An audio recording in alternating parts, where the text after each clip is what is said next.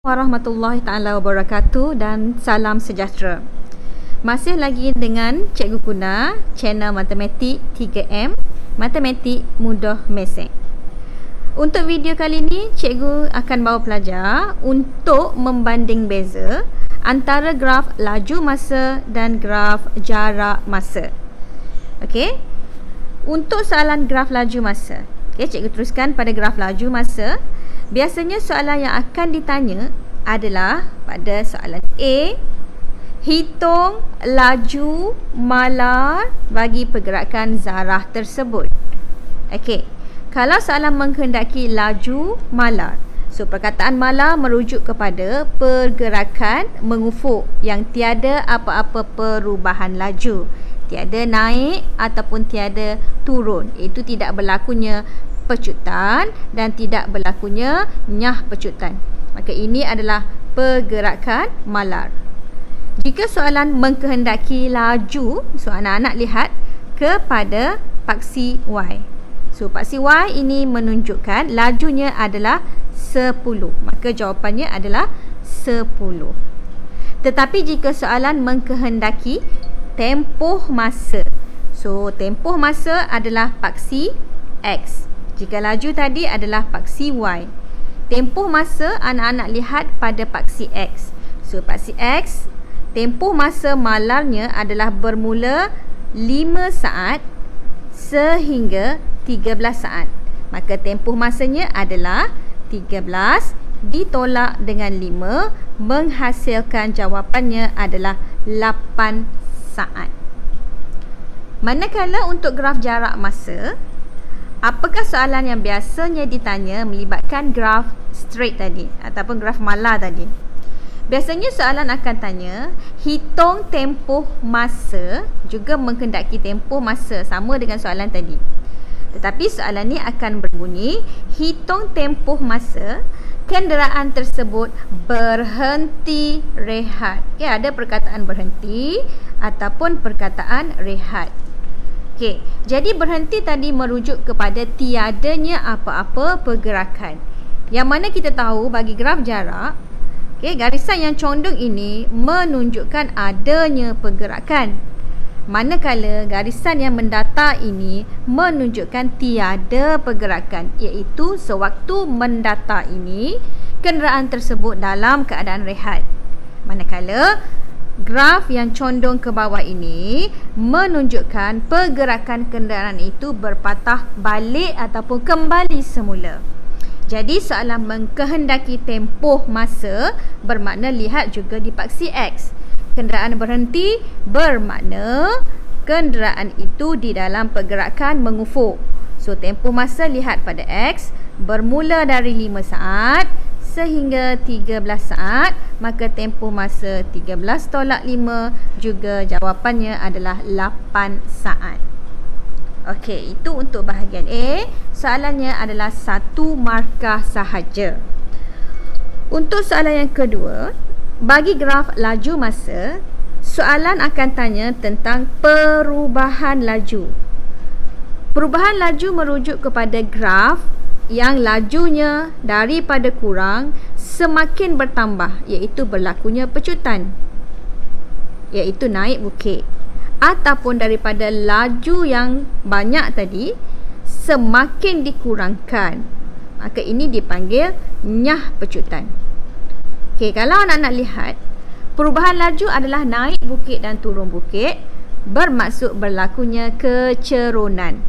So, perubahan laju di sini anak-anak ingat soalan adalah mengkehendaki kecerunan. Dan kecerunan adalah Y per X. Y adalah paksi mencancang dan X adalah paksi mengufuk. Maka perubahan laju kalau soalan mengkehendaki dalam tempoh 5 saat pertama, bermaksud segitiga yang dikehendaki adalah segitiga daripada sifar sehingga 5 saat ini. So garisan condongnya adalah 0 sehingga laju 10 tadi. Maka untuk hitung kecerunan, Kecerunan adalah Y yang mencancang. So anak-anak lukis segitiga bermula dari sifar sehingga garisan mencancangnya, iaitu pada 10 tadi. Maka Y-nya adalah 10. Per dengan X. X adalah paksi mengufuk. So mengufuknya adalah daripada sifar tadi. Okay, daripada sifar tadi bergerak sehingga 5. Daripada sifar bergerak sehingga 5, maka X-nya adalah 5. So 10 bahagi 5, maka jawapannya adalah sama dengan 2. So dapat 2 markah. Okey, untuk graf jarak masa, soalan akan tanya laju. Okey, dia tak tanya perubahan laju, tetapi dia tanya laju. Yang mana kita sedia maklum dalam segitiga yang kita belajar dulu, J L M. J adalah jarak, L adalah laju, M adalah masa. Jadi soalan menghendaki laju. So laju L adalah bersamaan dengan J jarak per M masa. Maka laju adalah jarak per masa. Untuk graf jarak, jarak adalah pada paksi Y bersamaan dengan Y, dan masa adalah pada paksi X. Maka Y per X, dan Y per X adalah juga kecerunan. Jadi di sini anak-anak pelajar boleh lihat perubahan laju bagi graf laju masa sebenarnya untuk menghitung kecerunan. Begitu juga dengan laju bagi graf jarak masa. Bila soalan menghendaki hitung laju, juga soalan menghendaki anak-anak hitung kecerunan. Jadi gunakan formula yang sama. Jika soalan menghendaki laju pada 5 saat yang pertama, lajunya mencancang, kecerunan mencancang adalah 10, sama juga, dan masa mengufuknya adalah 5, sama juga dengan perubahan laju tadi. So 10 bagi 5 dapat 2. Maka jawapan tetap sama ya, nak hitung perubahan laju ataupun nak hitung laju bagi dua graf yang berbeza ini, tetapi kaedahnya adalah sama dengan menggunakan formula kecerunan. Okey. Seterusnya, kita boleh lihat soalan yang ke C. Kalau A tadi 1 markah untuk hitung laju mala atau tempoh masa laju mala, B adalah 2 markah untuk hitung perubahan laju ataupun hitung laju. C, kalau graf laju masa, soalan menghendaki hitung jarak. Untuk soalan hitung jarak, markah yang diperuntukkan adalah 3 markah. Anak-anak kena ingat, jarak bagi graf laju masa adalah bersamaan dengan luas rajah. Yang mana luas ini hanya ada 3 bentuk, iaitu segitiga, segi empat ataupun trapezium. Jadi berdasarkan soalan, pastikan anak-anak ikut apakah tempoh masa yang dikehendaki. Contoh soalan, hitung jarak perjalanan bagi 13 saat pertama. Bermaksud 13 saat pertama bermula dari sifar sehingga 13 sahaja.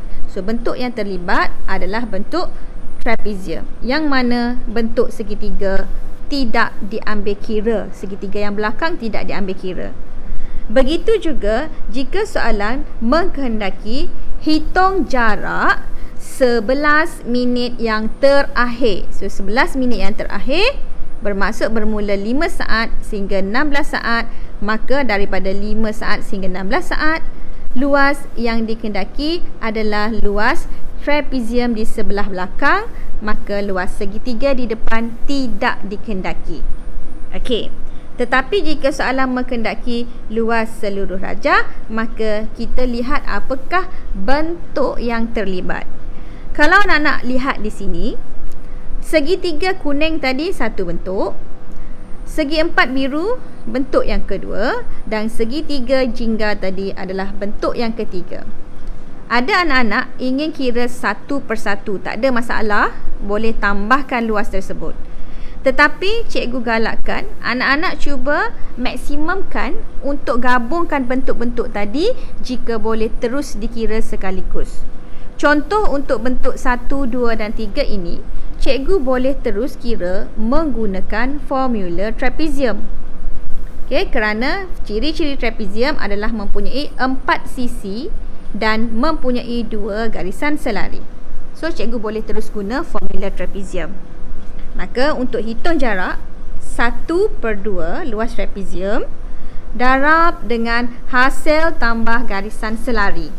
So, garisan selari di sini anak-anak boleh lihat bermula dari 5 saat sehingga 13 saat. So, kat sini 15 hingga 13 adalah 8 saat ditambah dengan masa sifar sehingga 16 bermaksud 16 saat dan didarab dengan tinggi. So, tinggi bagi gambar rajah di atas adalah bersamaan dengan 10. So, di sini anak-anak boleh terus tekan kalkulator, iaitu 8 ditambah dengan 16. So, menghasilkan jawapannya 24. Darab dengan 10 dan dibahagikan dengan 2. So, jawapannya adalah 120. Okey, dan boleh terus tekan kalkulator. Jawapan akan dapat 120. Jadi, jarak adalah bersamaan dengan luas rajah. Okey, selain daripada jarak, graf laju masa juga mungkin akan tanya purata laju. Okey, purata laju. Markah juga adalah 3 markah. Salah satulah soalan yang akan ditanya. Kalau kita lihat pada segitiga di atas, jarak laju masa JLM. Kalau laju, formula dia adalah jarak per masa. Bila soalan nak purata laju, purata ni bermaksud kita tambah semua. Jadi kalau laju jarak per masa, purata laju adalah jumlah jarak per jumlah masa. Okey. Jadi jumlah jarak adalah luas. Kita dah maklum untuk graf laju masa, jarak adalah luas rajah. Jadi jumlah jarak tadi kita dah kira iaitu 120, maka jumlah jaraknya 120 per jumlah masa. So, jumlah masa tadi adalah 16. So, tulis 16. Anak-anak boleh terus tekan kalkulator. 120 dibahagikan dengan 16. So, jawapannya akan keluar 7.5. So, itulah purata laju bagi zarah tersebut. Okey, balik pada graf jarak masa. Untuk graf jarak masa, soalan biasanya akan tanya tentang purata laju. Okey, purata laju seperti yang kita buat pada graf laju masa tadi, formulanya juga adalah jumlah jarak per dengan jumlah masa. Tetapi bagi graf jarak, soalannya adalah lebih mudah berbanding dengan graf laju masa. Kalau graf laju, untuk hitung jarak, anak-anak mesti kira luas rajah. Tetapi bagi graf jarak, untuk hitung jumlah jarak, anak-anak hanya perlu hitung pergerakan kenderaan tersebut. Contohnya kalau dalam gambar rajah di atas, kita boleh lihat kenderaan tadi bermula di sifar dan dia bergerak sejauh 10 km. Okey, itu jarak perjalanannya. Kemudian sampai di 10 km tadi kenderaan itu berhenti rehat. So di sini tiada apa-apa berlakunya pergerakan. Maka pergerakannya masih 10 km. Tetapi kemudian kenderaan tadi, okey, kita boleh lihat graf ini menurun. So, bila graf menurun, menunjukkan kenderaan yang bergerak sejauh 10 km tadi berpatah balik ataupun kembali semula ke tempat dia bertolak tadi. Bermaksud kalau dia melakukan pergerakan tadi sebanyak 10 km, sekali lagi pergerakan yang dilakukan adalah sebanyak 10 km. Maka jumlah jarak ditambah 10 pergi dan 10 balik.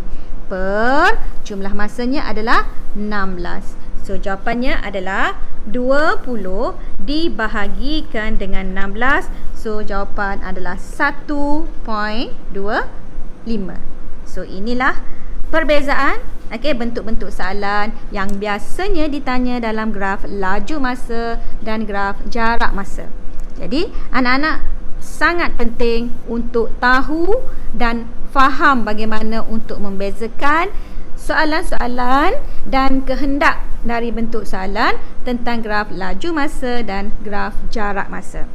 Sehingga kita jumpa lagi untuk perbincangan yang seterusnya, bagaimanakah untuk menyelesaikan masalah-masalah yang mungkin timbul dalam soalan peperiksaan yang melibatkan graf laju masa dan graf jarak masa.